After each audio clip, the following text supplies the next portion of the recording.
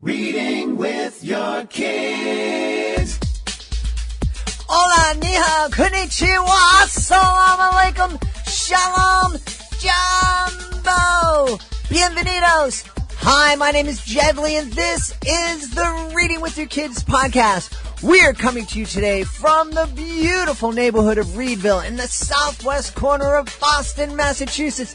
Please be sure to subscribe to the show on the iHeartRadio app, on Google Podcasts, Apple Podcasts, wherever you find your podcast. Our guest today is somebody you are not going to forget. He's 7 years old. He's the author of The Kindergarten CEO, and he has lots of wisdom to share with us. His name is Aramis Verano. Aramis will be joined by his mom, Angie Meza. Hey, want to let you know that this episode of the Reading with Your Kids podcast is brought to you by Gorilla's Night Out by our friend Faith Goldstein. Gorilla's Night Out. It is a Reading with Your Kids certified great read, and it is a fantastically fun book. You are going to meet a gorilla named Pete. And Pete and his gorilla buddies, well, they get tired of doing the same old thing every day at the zoo. So they decide to escape into the exciting nightlife of New York City. What kind of monkey business are they going to be able to get into? You're going to find out in Gorilla's Night Out. It's a Reading with Your Kids certified great read.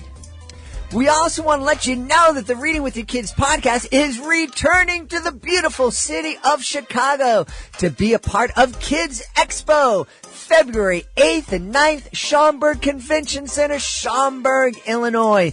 We are going to create a totally interactive experience at our Reading with Your Kids booth that will give you and your kids a chance to find out what it's like to be a guest on one of the top podcasts in the world, the Reading with Your Kids podcast. That's right.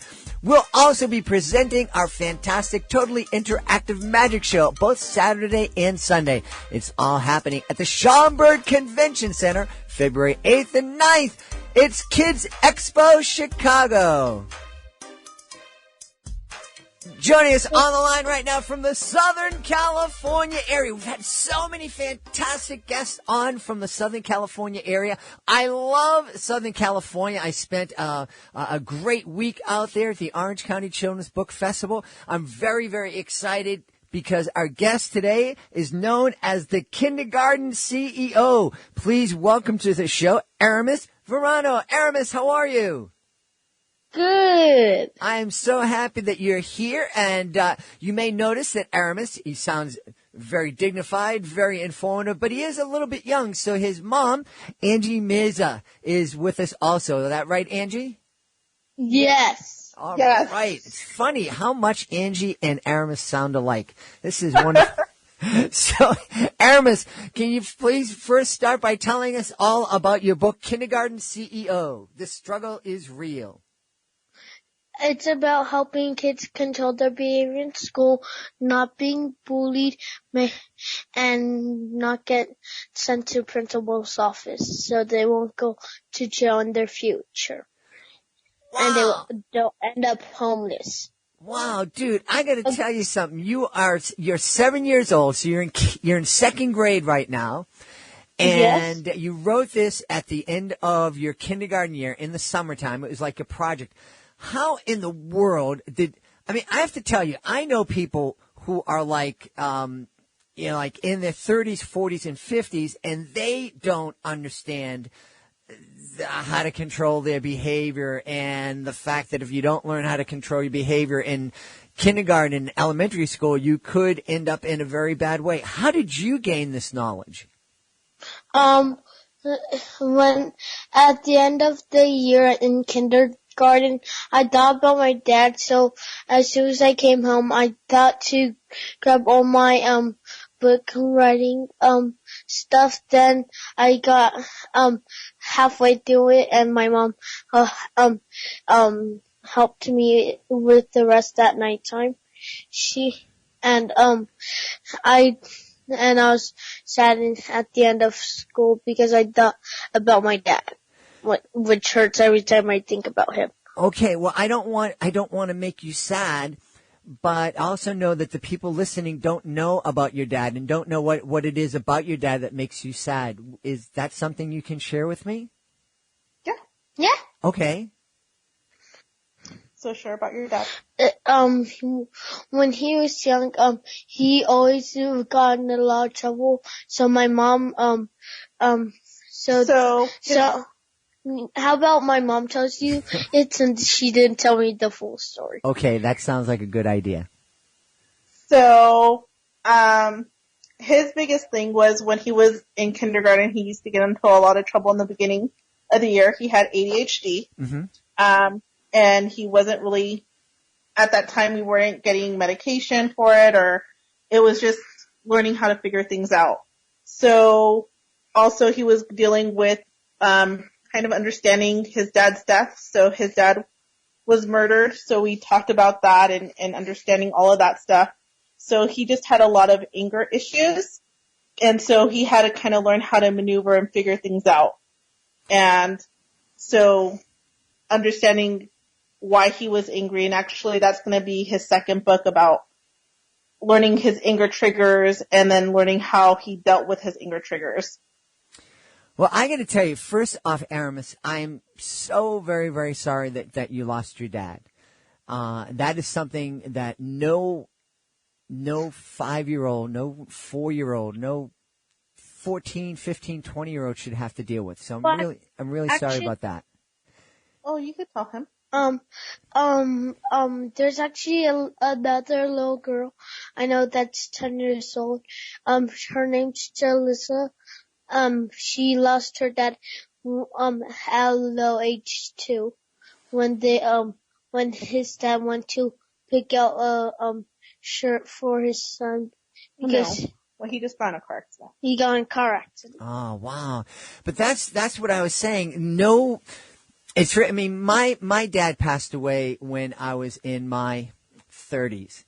And even though that we had, he saw me grow up and he was with me, it was still really sad when I had to say goodbye to him. I can't imagine how hard it would have been to have had to say goodbye to my dad when I was your age or when I was your friend's age.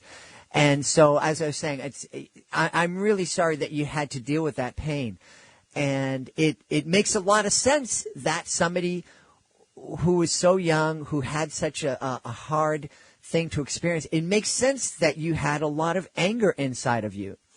How did people in school kind of see, what kind of things were you doing? What kind of things was that anger making you do at school?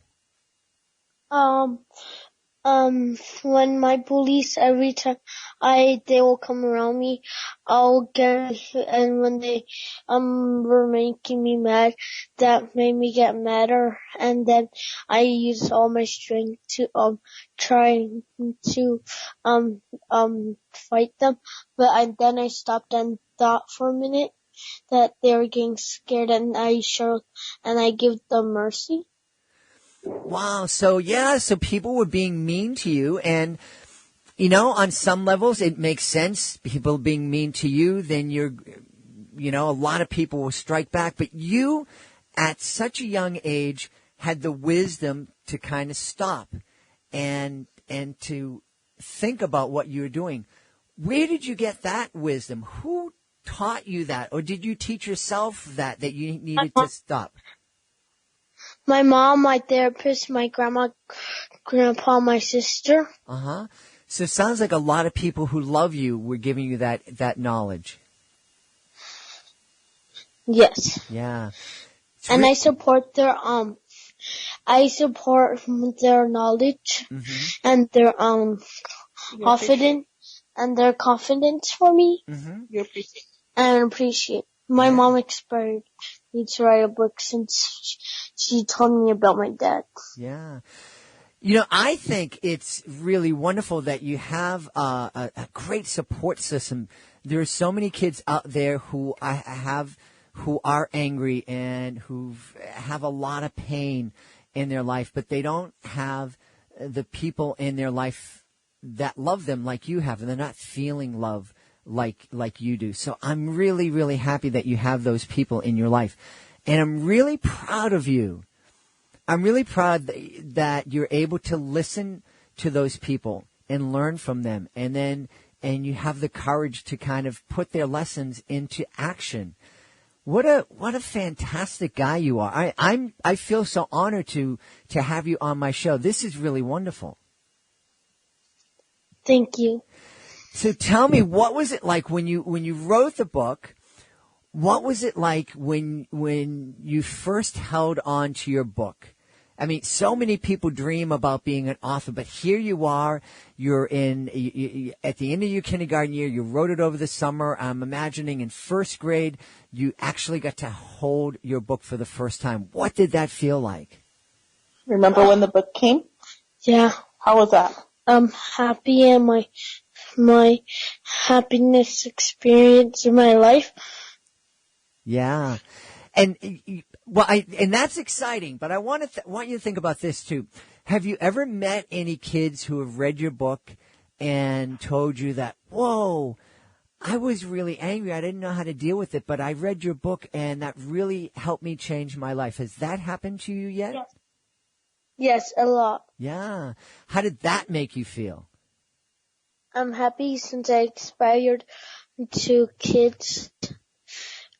One to write a book because her dad died, and the other, since at a birthday party, I gave enough courage to my other friend to have a birthday party. Wow. And he didn't tell me. So, As a surprise. So you're a pretty inspirational guy. Thank you. Yeah. Only two. That's not that much. Remember when we went to the book, when you did the book event and the little boy at the park wanted to play with you because you helped him too? Oh yeah, that dude. Yeah. I never got his name. It was like, Ethan or something. I don't remember. Oh no, it was Ethan. Yeah. I have no idea. No, his name was Ethan. Okay. Yeah. Or something like that. Well, but that's one of the things about being an author. Now, I do magic shows in schools. So when I do a magic trick, I do it in front of 300 or 400 kids, and I hear the way they react. And so I know when I do something that makes them smile or makes them say, wow, I can hear it, and it's instantaneous.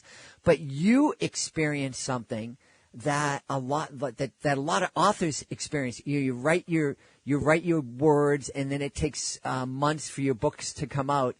But your books are going to be changing kids' lives for years and years and years, and you may never ever meet those people, but you're still making a difference in the world with the words that you wrote in your book. Yes. Yeah. That's a pretty cool thing for somebody who's only 7 years old. Thank you. I gotta know. I'm gonna ask you a little bit. I know you kind of hinted that you there's another book coming from you, but I'm really fascinated. You've done so much in only 7 years. What kind of things do you want to do? What do you dream of doing when you grow up? Helping the homeless. So, I'll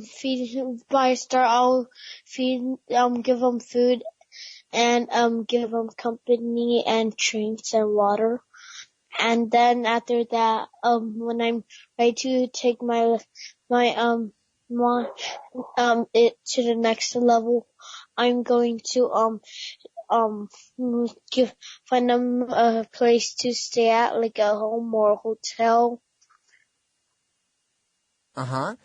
That's amazing. And give them money. You know, I talk to, because I go around and, I'm performing for all these kids. So I meet thousands of kids every year. A lot of kids who are 6 and 7 years old, when I ask them about, what it is they dream of, what do they want, they talk about, wanting video games and stuff like that. But you're dreaming about helping other people in the future. Do you know, that's pretty special. Where do you think that love that you have inside you comes from? My dad. From your dad. He sounds like he was a pretty special guy. My dad and my family. Yeah. Yeah, but he did do drugs and he made bad choices and he also used his childhood, excuses. Everyone. But he was a good person. Yeah. This might not make sense to you, but when you get older, when you get old, not now, because this is not a book for 7-year-olds. And I'm mainly telling this so that people who are listening to my podcast who have kids that are older will go out and get this book and read it with their kids who are in high school. But a guy who lives in Los Angeles, his name is Father Greg Boyle, and he started a program called Homeboy Industries. And it's a place where people who want to get out of gangs and to stop using drugs can go and can get education, and they can learn how to have a job and how to be a good dad and start making better choices. And he wrote 2 books. One of them is called Tattoos on the Heart, and the other one is called Barking to the Choir. And I think that when you get to be in middle school or high school, that you and your mom should sit down and read those books, because I think you and Father Greg sound a lot alike. I had a chance to speak with him in January, and he has a big heart just like you, and he really cares for people, and he can see the good inside everybody. He can look past people's bad choices and see the love that they have in their heart, and that's something that you can do. And I think that's pretty special, my friend. Thank you. You're welcome. Thank you. You're welcome. Now, you love helping other people. You love writing. What do you like to do for fun? Help kids and write books so I can inspire more kids. Mm-hmm. And help the homeless by going to the shelters. Now, do you help out at shelters right now? No, I'm planning to. My mom found one, but she haven't taken me to it yet. Yeah. My wife and I, we have what's called a little ministry every Friday night. Me and some other people from our church, me and my wife and some of our friends, we go and we serve dessert at a homeless shelter here in Boston. And at Christmas time, the people in our church donate gifts, and we have a big Christmas party for those folks. And they're just so happy. And one of the thing that makes them really, really happy, they love the desserts. They love the gifts that the people give them. But we also have the kids in our church, kids like your age, they make Christmas cards, and that's what really touches the homeless people. These cards that say, "We love you and we believe in you, and we hope that things get better for you." And those, we do that at my school. You do that at your school? At my school. Yeah. I joined up for a club at their every Friday. It's called Love Club. It's where you have an opportunity to help homeless people. Or other people in the community. We went to a homeless shelter. No, old people folks shelter, and give them presents and cards, and then we give the other one, we wrote letters and then cards, then put the toys in the boxes for kids that don't have much in a lot of countries. And there's this one time in Aldi the other day, on the weekend, we went to Aldi to grab food and stuff for us because we ran out of stuff and food. So we went to Aldi. Then I saw this dude. He looked homeless, and there's a sign that says, please give me food, water, and money. And then I gave him $1, and then a full bag of cheese puffs. Wow. And I bet you that made his day, right? Huh? I bet you that made him very happy. Yeah. He said, "Thank you, you're a good kid." Yeah. Well, he also said, "I never saw any kid like you that helps homeless folks." Well, I have to tell you, I haven't met many kids like you either. And that's pretty special. I'm curious, you love to write books and you love to inspire kids. are there any books that you've read that inspire you? Grief is like a snowflake. Every time I read it, I cry because it reminds me of my dad. Mm-hmm. Because there's this young tree that was sad because they cut down the dad tree since it was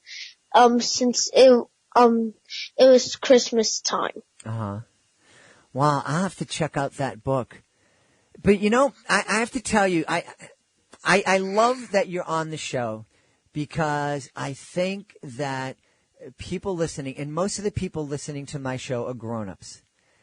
And I think that a lot of people who are listening, who are grown-ups, have some anger issues, and maybe they feel a lot of sadness, and they might not be dealing with it as well as you are dealing with it. So I hope that they find some inspiration listening to the way it's obvious that you still miss your dad and that you love him and that you're still sorry about that, but you're not letting that stop you. You're going out there and you're making a difference. And I know I have a very, very strong faith in God, and I know in my heart that your dad is looking down on you, and he is really, really proud of you and smiling at all the wonderful things that you're doing. Thank you. You're welcome, my friend. Well, we gave a hint that you're working on a new book. Is that right? Can you tell us a little bit about what that book is? It's about helping kids control. No, your new book. Oh, my new book. It's how anger issues are being when I got my head injury. I have to have ADHD because Do you want me to explain it? Yes, I forgot my Okay. line already. So his new book is pretty much it talks about a lot of his anger triggers. Uh-huh. So it talks about one of course is ADHD. Mm-hmm. Just learning how to control that. He ended up getting a concussion. Oof. He had a pretty bad, it was really bad. So after his kindergarten year, so it was in October, actually a year ago in October, when he was in first grade, he got a really bad concussion and it completely changed his behaviors. Sure. So he had to relearn how to be good. So that was hard for him too. And then he talks about, his dad being one of his triggers, having to learn how to forgive the person that killed his dad. It talks about him getting bullied and how that was a trigger. One of his other triggers was not always winning. You know, it's just some typical kid stuff. And then it talks about on the flip side, on the same thing, it talks about also how he learned how to control his anger. So different things that have helped him control his angers. So, forgiveness, he talks about, learning to let go and to love instead. He talks about, affirmations was another one, changing his mindset. So it just talks about a lot of the things that he felt helped him learn how to do better again. And, even about taking his medication for his ADHD and taking his vitamins. So he'll talk about all of that stuff. Great. And do we have a title and a projected release date yet, or we just have to hang on? We'll just have to hang on. So we're playing with titles, and then the release date is, I think last year after the release of his book, we just went full speed ahead, and so then, come summertime, he was already burned out. So I think he took some time off, and then back in December, he actually said, okay, Mom, I'm ready to start working again. So we're picking back up again, and I think it's just about, allowing him to be a kid, but at the same time. My first interview back on second grade. Yeah, so it was just taking time off, and it's just allowing him to be a kid, but at the same time allowing him to do what he wants to do and work again. Yeah. So it's finding that balance. That sounds fantastic. Well, in the meantime, it's probably a good idea for folks to go to your website, which is thekidceo.com. and they can learn about the Kid CEO book that's available right now, and also probably be able to, be the first to find out when the new book is available. Yes, so that's what we're working on right now is just, getting him back out there doing events. He wants to start speaking at schools again. So it's just a lot of, getting him to do his speaking engagements again and his events. And that's something that he really looks forward to because he really does have a passion and a heart to want to help other people. And Well, that's obvious. Just speaking to this young man, you must be very, very proud. Thank you so much for raising such a wonderful young man, and thank you so much for allowing me to speak to him and having him on this show. Aramis, my friend, did you have a good time on my show? Yes. Awesome. It's been an honor on your show. Well, I want to thank you so very, very much for being on the show, and I look forward to the new book coming out because I would love to have you back on the show in the future. And my new book's name, actually, my mom doesn't want me to. Yeah, you got to keep it a secret. Keep people on their toes. Thank you. Oh, and my website's actually www.thekidco.com, and it's actually available when next year, I think. No, it's available now. It is? Yeah, you have your website now, silly boy. Yeah. Yeah. Sorry. I'm looking at it right now. Well, thanks, buddy. All right. Thank you so much.